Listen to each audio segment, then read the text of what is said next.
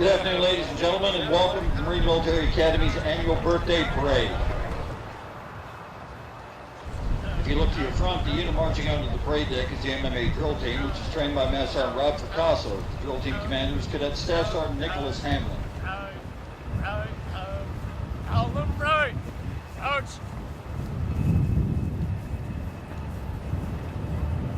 Upward right. Upward right. Right. Roll two. Up.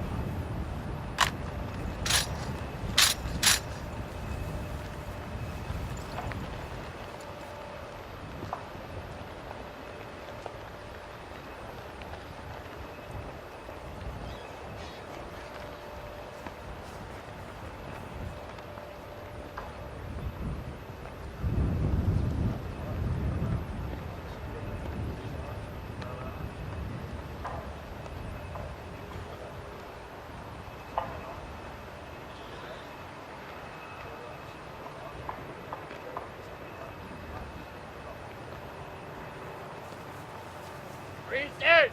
Out! Order! Out!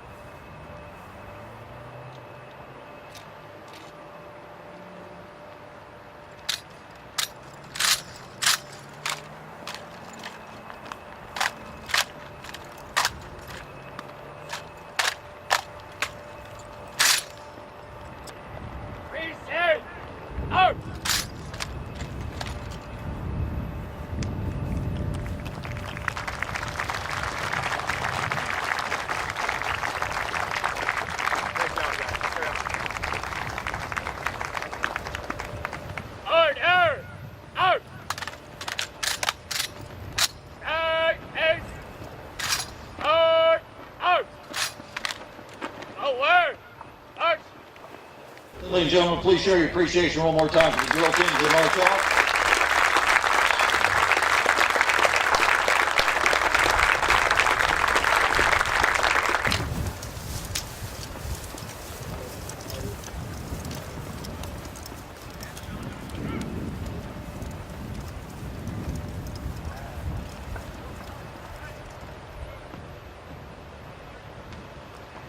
The parade adjutant will now assume his post and shortly give the command sound attention to begin today's ceremony.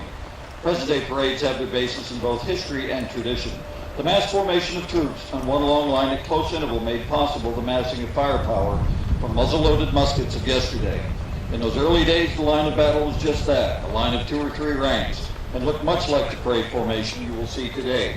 The adjutant forms the line for battle.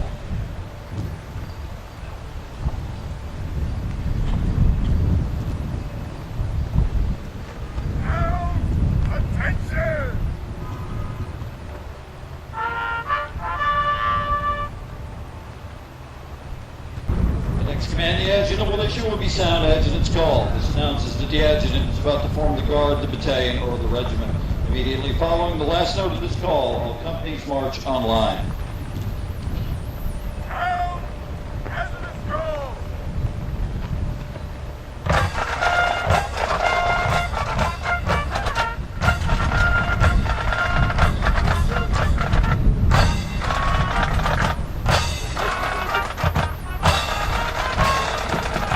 Message from the Commandant of the Marine Corps. As we pause to celebrate the 237th birthday of our Corps, we reflect on the rich legacy of service handed down to us. We recommit ourselves to the tasks at hand, and we look forward to a bright future in service to our country.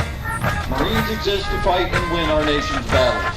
We are most proud of our well-earned reputation for answering the clarion call.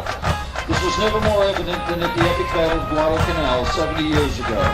Picked to lead the first Allied counteroffensive of the Pacific War because they were the most ready, Marines landed on 7 August 1942 in the Solomon Islands.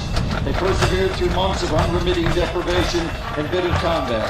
By the time the veterans of the Blue Diamond, the Cactus Air Force, our legendary Marine Raiders, and initial elements of the Follow Me Division gathered together to raise a canteen and toast the birthday of their beloved Corps some 3 months later, the battle was no longer an issue. The situation was well in hand. Victory was assured. We carry that same legacy of resolute commitment and valor today.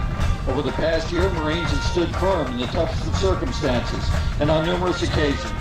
We've taken the fight to the enemy in Helmand and to the Horn of Africa. We've manned the ramparts of beleaguered embassies in the Middle East and North Africa, fought alongside our allies throughout the world, while behind the scenes, afloat and ashore, other Marines did the painstaking hard work required to maintain our high levels of readiness and efficiency. As we look toward the future, we know that our sentimental place in the hearts of our fellow Americans and critical role in the defense of our way of life are assured. America has always wanted a Marine Corps. It's always been that way. Now, more than ever, America needs its Marines as we confront a dangerous and unpredictable world. Faced with difficult days ahead, we will continue to draw strength from our rich heritage and the shared values of the Marines to our left and to our right. We know who we are. We know what we stand for. As ever, we will strive to be found worthy of the legendary trust of our fellow Americans. I salute the enduring faithfulness of those who have gone before, of those who wear our cloth today, and of the families who stand so resolutely at our sides. Happy birthday, Marines. James F. Amos, General, United States Marine Corps, Commandant of the Marine Corps.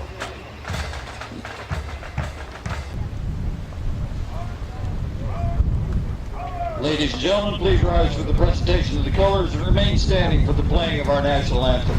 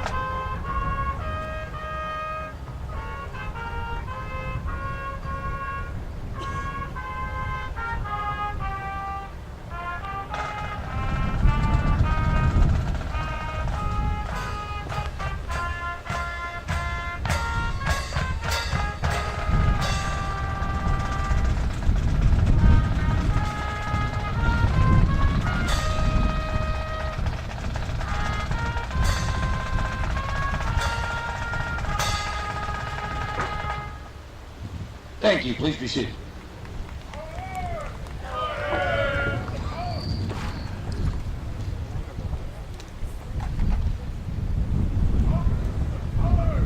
Ladies and gentlemen, in your program today, you'll see a listing of 107 cadets that achieved a grade point average of 3.0 or higher for the first academic quarter. Could you please show your appreciation for their efforts with a round of applause?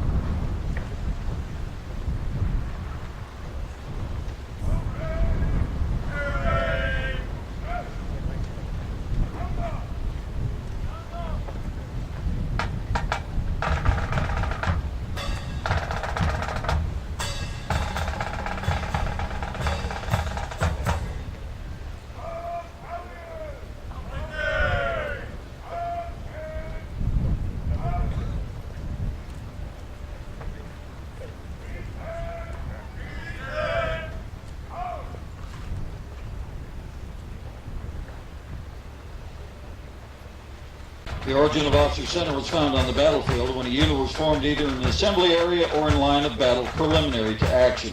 The commander called his officers together for any last-minute encouragement or instructions, either for the battle as in the past or for the parade this afternoon.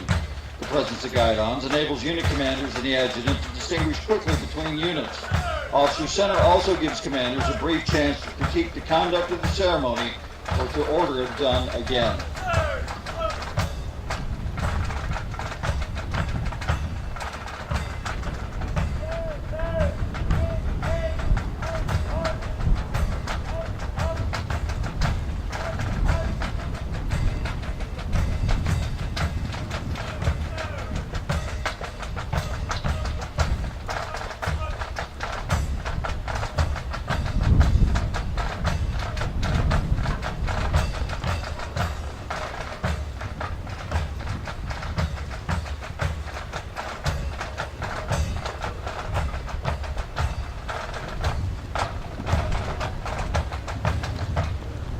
Reviewing today's parade is Colonel Glenn Hill, United States Marine Corps retired, the Superintendent of the Marine Military Academy. Accompanying him is Mr. William Fanning, MMA class of 1979, the guest of honor for tomorrow evening's birthday ball celebration. In ancient times, commanders would form the line of battle much as we form the parade today. Our parade is a descendant of this combat formation. In preparation for battle, commanders ordered the units to pass and review. Each unit then marched by in front of the commander so he could observe every platoon and man to evaluate their state of training and discipline. This tradition remains today as the final act in a parade, and for much the same reason, to afford the commander a closer look at the marching ability and state of discipline of his units. During the pass review, please rise as the national colors come abreast of your position. You may be seated after it passes.